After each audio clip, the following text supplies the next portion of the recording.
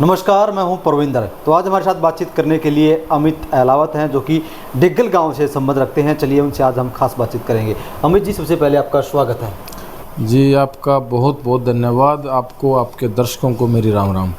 अमित जी, चुनाव का माहौल है और अगर बात करें रोहतक की बात करें तो कांटे की टक्कर यहाँ पर देखने को मिलती है और आप बेरी हल्के से आप आते हैं। तो पिछली बार भारतीय जनता पार्टी को बेरी हल्के से हार का सामना करना पड़ा था। तो इस बार आप लोगों ने क्या कुछ तैयारियां की हुई हैं और आप भी लगातार मेहनत कर रहे हैं, आपको क्या उम्मीद है इस बार बेरी से? जी, पिछले चुनाव में हम 26,000 वोटों से जो है पीछे रहे थे लोकसभा के चुनाव में। तो इस बार अच्छी तब्दीली देखने को मिलेगी और हमारे लिए अच्छी खबर यहाँ से होगी। काफ़ी मार्जिन यहाँ से जो है ना, अब की बार बहुत बढ़ोतरी वोटों में होनी है भाजपा की। पिछले दिनों हमने देखा कांग्रेस पार्टी की एक रैली हुई थी बेरी के अंदर, तो जिसमें दावा ये किया गया था कि इस बार कांग्रेस पार्टी यहाँ बेरी हल्के से 1 लाख वोटों से जीतने जा रही है।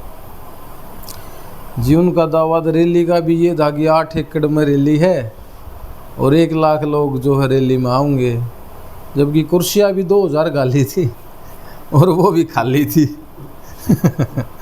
तो आप देखो, ये झूठी बातें हम नहीं कर सकते।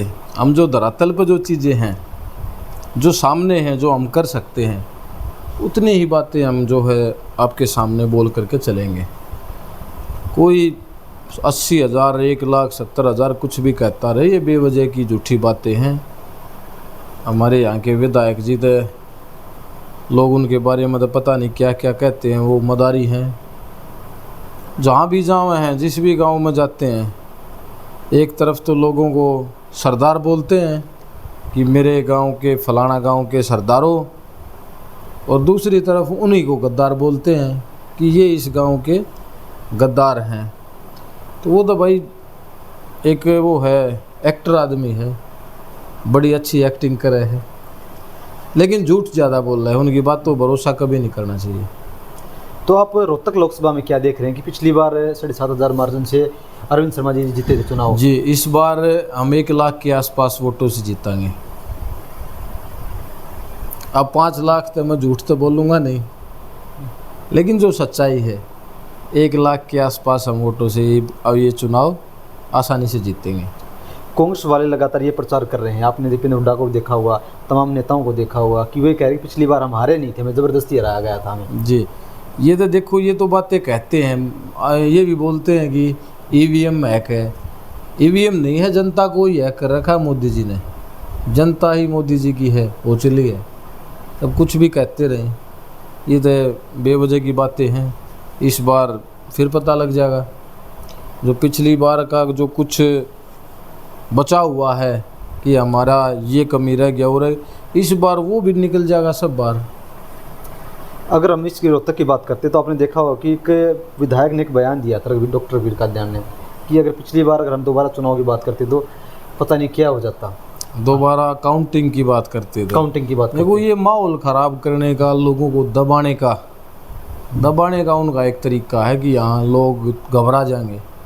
लेकिन उनको नहीं पता यहाँ की जनता निडर जनता है, देशभगत जनता है। इस क्षेत्र की जनता वो दबने वाले नहीं हैं।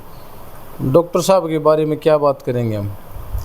अभी एक वीडियो मेरे सामने आई थी आज ही, जब डॉक्टर अशोक तंवर जी कांग्रेस पार्टी में थे और उनको पार्टी का प्रदेश अध्यक्ष बनाया गया था। तब उनके बारे में ये बोला था हमारे विधायक जी ने, ये कितनी बड़ी एससी समाज की इंसल्ट, या कितनी मतलब कितनी हीन भावना का जो परिचय उन्होंने दिया था। उनके शब्द क्या थे कि जो हमारी जो ये पगड़ी है, ये गैरों के सिर पर रख दी और इसको छीन करके साबुन से धो के हुड्डा साहब को देने का काम कराएंगे। ऐसी भावना है, क्या उनके बारे में बात करें? एक रोजगार का मुद्दा उठ रहा है कि सरकार ने रोजगार नहीं दिया है। कह रहे कि जो बड़े पद हैं उन पर बाहरी लोगों को नौकरियां दी गई हैं। क्या हरियाणा पढ़े लिखे लोग नहीं हैं? देखो, कहने वाले कुछ भी बोल सकते हैं। देखो, कुछ नौकरियां ऐसी हैं, अब हरियाणा के लोग भी बाहर जा कर के नौकरियां कर रहे हैं, और सरकारी नौकरियां ऐसी नहीं, प्राइवेट नहीं, सरकारी नौकरियां तो कुछ वहाँ के यहाँ की ये अब कोई बंदिश तो है नहीं कि भाई हरियाणा के लोग बाहर जाकर नहीं कर सकते, या वहाँ के अब हमारी राजस्थान पुलिस में भी हरियाणा के बहुत सारे जवान हैं, दिल्ली पुलिस में भी हैं, यूपी पुलिस में भी हैं, हर जगह हैं। तो कुछ थोड़ी बहुत चलती होगी ये भी, लेकिन नौकरियों की जो बात है बिना भेदभाव के, बिना एक भी पैसे के इस सरकार में दी गई है। जाति देख करके नौकरी नहीं दी ही सरकार ने, योग्यता देख करके नौकरी दी है। मेरे गांव में बहुत सारी नौकरी लगी हैं, कोई ये नहीं बोल सकता कि भाई हमने एक पैसा दिया है। छारा गांव में, एक गांव में 3 HCS लगे हैं। और गजब की बात मैं भी ये भी बता दूं, तीनों के तीनों जाट जनरल समाज से हैं। छोड़ानी गांव छोटा सा गांव है, 200 से ज़्यादा नौकरियां लगी हैं इसी सरकार में। कोई जाति देख के इसमें नौकरी, कोई भी काम नहीं है जाति देख करके इस सरकार में कोई काम नहीं हो, बल्कि गरीब के भले का काम इसमें हुआ है। फैमिली आईडी में इनकम के हिसाब से जो है परिवारों को लाभ मिल रहा है। कितने सारे इस सरकार में कार्ड बने हैं, राशन कार्ड। पहले 2.5 लाख परिवारों के थे, आज 31-32 लाख परिवारों के को सरकारी लाभ मिल रहा है। आयुष्मान 31 लाख परिवारों को आयुष्मान का लाभ मिल रहा है। अपनी बीमारी की चिंता ही छोड़ दो, सरकार भुगतेगी सब चीज़ें। किसानों को देख लो, 14 फसलों पर MSP कोई पूरे देश में कोई भी सरकार नहीं दे रही है। आपके साथ में पंजाब है जो कृषि प्रधान राज्य है, केवल 2 फसलों पे MSP है, हमारे यहाँ 14 फसलों पे है। किसान सम्मान निधि, फसल बीमा योजना, भावांतर योजना की से बाजरे की का जो मूल्य कम रहता है उसकी भरपाई। तो किसानों के लिए ये सरकार लगातार बड़े अच्छे कदम उठा रही है। एक अरविंद शर्मा का विरोध लगातार हो रहा है, कहने कि कभी पहले गांव में आए नहीं, किसान उनका लगातार विरोध कर रहे हैं क्योंकि कभी वो किसानों के पक्ष में बोले नहीं। देखो बहुत आए हैं, ये मैं भी किसी से कुछ कहलवा सकता हूँ, कहीं भी किसी भी आम आदमी भोले भाले आदमी से। आप देखो जो विरोध कर रहे हैं वो कौन है। MP साहब लगातार उनके फ़ोटो दिखा रहे हैं अलग अलग नेताओं के साथ। ये होता नहीं है, ये करवाया जाता है। और अब तो बल्कि इस विरोध के चलते नुकसान उनको समझ में आने लग गया है। ये अपील कर रहे हैं जगह जगह, भाई विरोध मत करो, विरोध मत करो। तो उनको क्या ज़रूरत है कहने की विरोध मत करो? अगर वो करवाया नहीं जाता होता तो क्या ज़रूरत है कहने की? अगर आम जनता कर रही है तो करने दो, लेकिन जगह जगह बोल रहे हैं भाई विरोध मत करो, विरोध मत करो। तो ऐसी कोई बात नहीं है। इस सरकार में बड़े अच्छे काम हुए हैं। MP साहब हम तो देखा, हाँ कभी रोहतक के रेस्ट हाउस में लोगों की समस्याएं सुन रहे हैं, कभी झज्जर के, कभी कौशली के। लगातार हमने तो MP साहब को यहीं अपने बीच में पाया है। एक आप बेरी हल्के में आप काफ़ी सक्रिय रहे हैं, आप पार्षद भी हैं, तो क्या क्या ऐसे काम हैं जो आपको लग रहा था कि नहीं होने कि काम, ये काम होने चाहिए था, आपने वे काम करवाए हैं, कि पहले काम नहीं हुए थे? जो बहुत सारे काम हैं। अब जो गांव से गांव के रास्ते हैं, बहुत तंग रास्ते थे। सभी गांव जो गांव से गांव को जोड़ने वाले रास्तों को चौड़ा कर दिया है, जितने थे उनसे डबल। आज बराना गांव में प्रोग्राम था, आप भी शायद वहाँ थे। वो उसी गांव के अगर मैं काम गिनवाने लग जाऊं तो बहुत सारे काम हैं। जो कॉमन रोड बराना दोनों पंचायतों के बीचों बीच का जो रोड है, बेरी सापला रोड, बिल्कुल टूटा हुआ ख़राब रास्ता था। पूरा 2 करोड़ शायद 32 लाख के आसपास की ग्रांट से वो रोड बना है, और साथ में दोनों तरफ नाले। बराना गांव से इस्माइला का रोड, चकाचक रोड, आप जा कर के देखो, वरना रोड तो ऐसा था ये पता ही नहीं ये कच्चा है या कभी पक्का भी बना था। कहीं को रोडी नाम की चीज़ें नहीं दिखाई दे रही थी उस रोड के ऊपर, जो आज बिल्कुल साफ सुंदर रोड, डबल लाइन का रोड। आप बराना से छारा गांव का रोड देख लो, कितने सारे काम बराना गांव के। जिस वाटिका में जो प्रोग्राम था आज का, उसके सामने मैं मेरे जिला परिषद के चुनाव में वोट मांगने गया पीछे कुछ दिनों पहले, तो 1-1 फीट पानी में मैंने वहाँ वोट मांगे। उसी तालाब से लेकर ड्रेन तक की बड़ी पाइप लाइन, बहुत बड़े पाइपों की लाइन, बिल्कुल पानी की निकासी के लिए। और भी खेतों के पानी की निकासी की, और गांव के चारों तरफ बराना गांव के लोग आपको बता देंगे, वहाँ जाके इन कामों की आप तसल्ली करो। बहुत सारे काम, और हमने अपनी ग्रांट से भी करवाए हैं चौपालों में काम। एक बड़ी चौपाल है मिलवान पंचायत की, उसका टेंडर लग चुका है, चौपाल की तोड़ाई भी हो चुकी है, बनाना बाकी है। उसका टेंडर हो चुका है, ठेकेदार बस काम को शुरू करने वाला है। कई चौपालों में काम किया, और सरपंच अपनी ग्रांटों से, अपनी मेहनत से और भी काम लगातार वो अलग से करवा रहे हैं। तो कहीं भी आप चले जाओ, और इस सरकार में सामूहिक काम तो कोई रुकता ही नहीं, बस करवाने वाला होना चाहिए।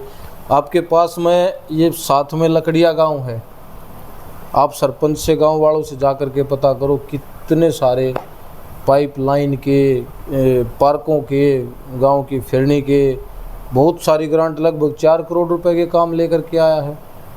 कि आप डाबोदा गांव में चले जाओ, लगभग 10 करोड़ रुपए के काम। आप मातन गांव में चले जाओ, किसी भी गांव में आप उधर, आप इसमें वजीरपुर गांव में चले जाओ, आप बाकरा गांव में जा कर के पता करो, आप बम्बेवा गांव में जा कर के पता करो कितनी ग्रांट इस सरकार में आई हैं। तो चारों तरफ जो है ना ज़रूरी काम, जो बुनियादी काम है वो लगातार हो रहे हैं, और वो एक भी काम इस सरकार में रुक नहीं रहा है। लोकसभा चुनाव के बाद विधानसभा चुनाव होने हैं, जी, तो आप हल्के के अंदर मेहनत भी कर रहे हैं। तो बिल्कुल। क्या आप भी टिकटारते हैं, क्या आप भी टिकट की लाइन में हैं? बिल्कुल जी। देखिए, पहले लोकसभा का चुनाव जीतेंगे, और ये मान के चलो कि लोकसभा का चुनाव हमारा विधानसभा का सेमीफाइनल है। अब अगर हम ये गढ़ दोबारा से जीत लेंगे, ये किला एक बार फिर फतेह कर लेंगे, तो वो हमारे लिए बिल्कुल आसान होगा। जैसे क्रिकेट खेल की भाषा में मैं अगर कहूँ कि अगर हमने फाइनल मैच बांग्लादेश से खेलना है, यानी कि फाइनल में हमने आसानी से अपना काम करना है, जीत दर्ज करनी है, तो सेमीफाइनल में अभी मौका है, अभी मार लो, सेमीफाइनल जीत लो, फाइनल बांग्लादेश के साथ खेलना है। बेरी हल्के में आपको वैसे कौन से समस्या लगती है कि अगर मुझे मौका मिला तो मैं उन समस्याओं को हल करूँगा? देखो, बेरी हल्के में एक तो खेतों में पानी की निकासी की समस्या है। एक हमारे क्षेत्र के छोटे जो हमारे भाई बहन हैं, छोटे बच्चे हैं, उनकी शिक्षा, उसमें बहुत ज़रूरी कदम हमने उठाने हैं, जो कि हमने पूरा विज़न बना करके रखा है। आने वाले समय में एक एक हमारे छोटे भाई, हमारी बहन की पढ़ाई की हम चिंता करेंगे, किसी को भी शिक्षा के बिना नहीं रहने देंगे, सबको पढ़ाने का काम करेंगे।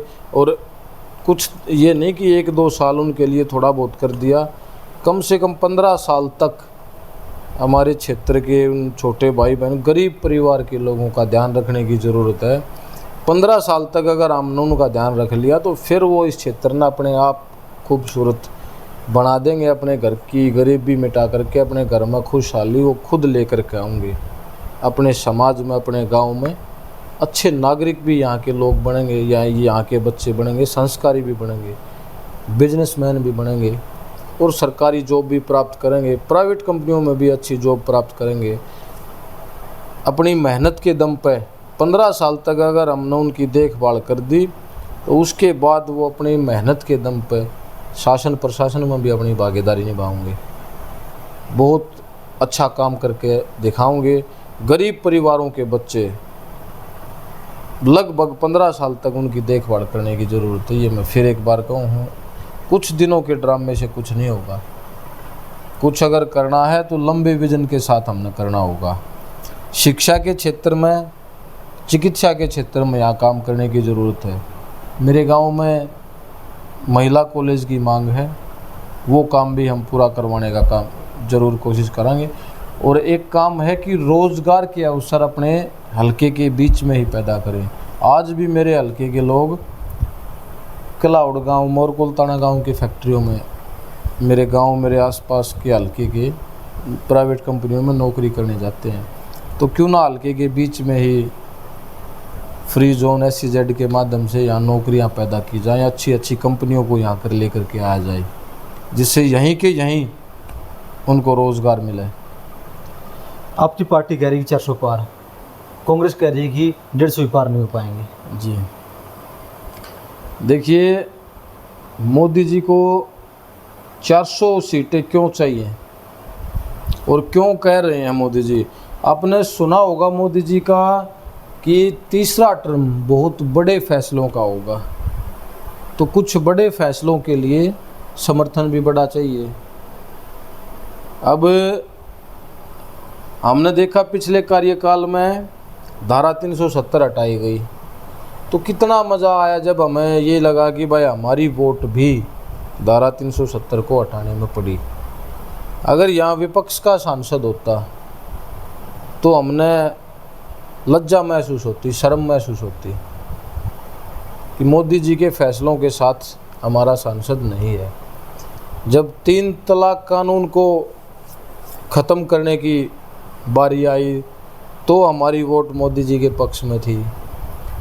आपने देखा कितना भव्य राम का मंदिर इस मोदी जी की सरकार के समर्थन से, प्रयास से हमने इतना भव्य राम मंदिर देखा। बल्कि हमने तो यहाँ बहुत सी महिलाओं को, बड़े बुजुर्गों को ट्रेन के माध्यम से हम दिखा करके लेकर आने का भी काम हमने किया है। और आगे भी जैसे ही हमें मौका मिलेगा दोबारा हम ट्रेन भर भर के और भी अपनी मातृशक्ति को, बुजुर्गों को, अपने भाई बहनों को अयोध्या में भव्य वो मंदिर दिखा करके रामलला के दर्शन करवाने का हम काम करेंगे। तो आने वाले समय में बहुत जो बड़े फैसले होंगे, कल को मोदी जी इस देश को हिंदू राष्ट्र घोषित इस तरफ अगर जब कदम उठाएंगे तो हमने, अगर गलती से यहाँ से कांग्रेस का सांसद जीत के चला गया तो हमारा पछतावा ज़िंदगी भर नहीं मिटेगा। कल मोदी जी पीओके पर चढ़ाई करने लग गए, हमारे देश की सेना पीओके की तरफ चल दी, और उस समय अगर यहाँ कांग्रेस का सांसद होगा और वो मोदी जी के खिलाफ संसद में कुछ बयानबाजी करेंगे तो हमारा शर्म कितना झुक जाएगा सिर से। कल को मोदी जी चीन की तरफ चलेंगे, उनको भी हमारे पूर्व के प्रधानमंत्रियों ने ज़मीनें दे रखी हैं। हमारी पहले की सरकारों की गलतियों से अगर इतने बड़े बड़े और यही फैसले लेने का समय है आगे,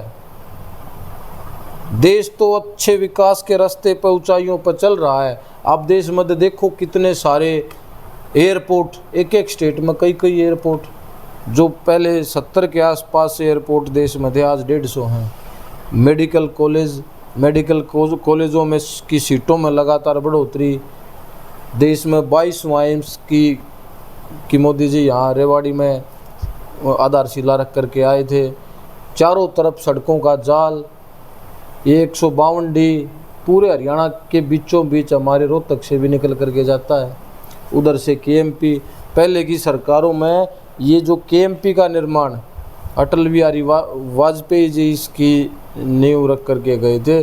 10 साल की सरकार में कांग्रेस इसको पूरा नहीं कर पाई, ये भी मोदी जी ने करवाया। और इस सरकार में देखो 152D मेरे ख्याल 1 से 1.5 साल में पूरा हो गया।